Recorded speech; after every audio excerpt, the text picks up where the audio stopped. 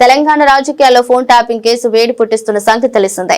తాజాగా ఈ కేసుకు సంబంధించి సిట్ విచారణకు బీఆర్ఎస్ వర్కింగ్ ప్రెసిడెంట్ కేటీఆర్ ఈరోజు హాజరయ్యారు. ఈ రోజు విచారణకు రావాలంటూ కేటీఆర్ కు నిన్న సిట్ అధికారులు నోటీసులు జారీ చేశారు. ఈ క్రమంలోనే ఆయన విచారణకు హాజరయ్యారు. అయితే అంతకుముందు మీడియాతో మాట్లాడిన బీఆర్ఎస్ వర్కింగ్ ప్రెసిడెంట్ కేటీఆర్ భావోద్వేగానికి గురయ్యారు. గత 5-6 సంవత్సరాలుగా తనపై దుష్ప్రచారం చేస్తున్నారని, వ్యక్తిత్వ హననానికి తెలిపారు. డ్రగ్స్ కేసు, హీరోయిన్లతో సంబంధాలు అంటూ అనేక అంశాలు ఇరికించాలని చూశారని పేర్కొన్నారు. నన్నే కాదు, నా కుటుంబాన్ని కూడా మానసిక క్షోభకు గురి చేశారని చెప్పారు. కాంగ్రెస్ పార్టీ మాపై కుట్రలు చేయడం కొత్త కాదన్నారు. ఈ రెండేళ్లలో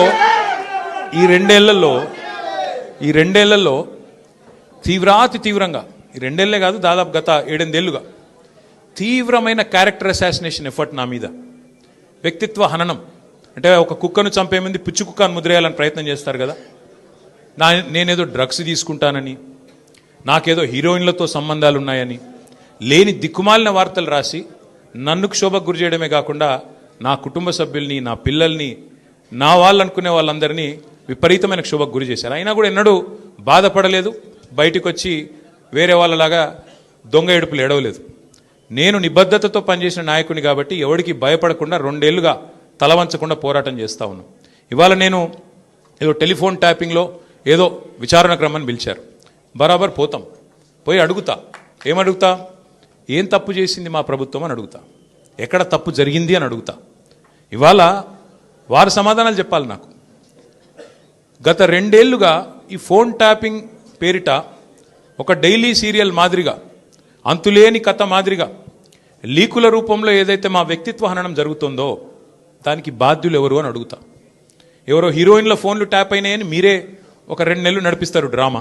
పోలీసు వాళ్ళు, కాంగ్రెస్ పార్టీ వాళ్ళు మీరే లీకులు ఇస్తారు, మీరే రాయిస్తారు, మీరే మళ్ళీ మీదికెళ్ళి మా వ్యక్తిత్వ హననం చేసే ప్రయత్నం చేస్తారు. ఇక వీళ్ళని బెదిరించిందట, వాళ్ళని బెదిరించిందట అని మీరే రాపిస్తారు 2 నెలలు. మళ్ళీ 3వ నెలలో మీరే రాపిస్తారు. ఏ హీరోయిన్ల ఫోన్ ట్యాప్ కాలేదు, ఎవరిది కాలేదు, అంతా బోగస్, ఇన్ని రోజులు మేము చెప్పిందంతా తూచ్ అని చెప్పి మళ్ళీ మీరే రాయిస్తారు. మరి నా పరువుకి, నా ప్రతిష్టకు కలిగిన నష్టానికి ఎవడు బాధ్యుడు? రేవంత్ రెడ్డి బాధ్యుడా? ఈ లీకులు ఇచ్చిన పోలీసు వాళ్ళు బాధ్యులా?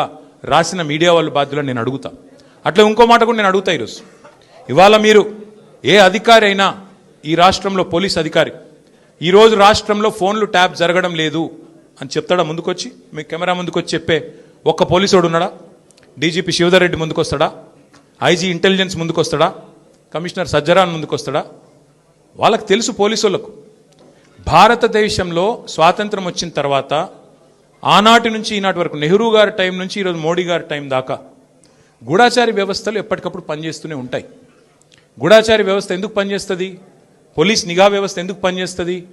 ఎవరన్నా ప్రభుత్వాలను అస్థిరపరిచే కుట్ర చేసినా, దేశంలో శాంతి భద్రతల సమస్య తలెత్తే విధంగా వ్యవహారం చేసినా, లా అండ్ ఆర్డర్ ఇష్యూ వచ్చే విధంగా ఏమైనా అపభ్రష్టపు పనులు చేసినా వాటిని నిరోధించడానికి డెఫినెట్గా పోలీస్ వ్యవస్థ తన పని తాను చేసుకుంటూ పోతుంది.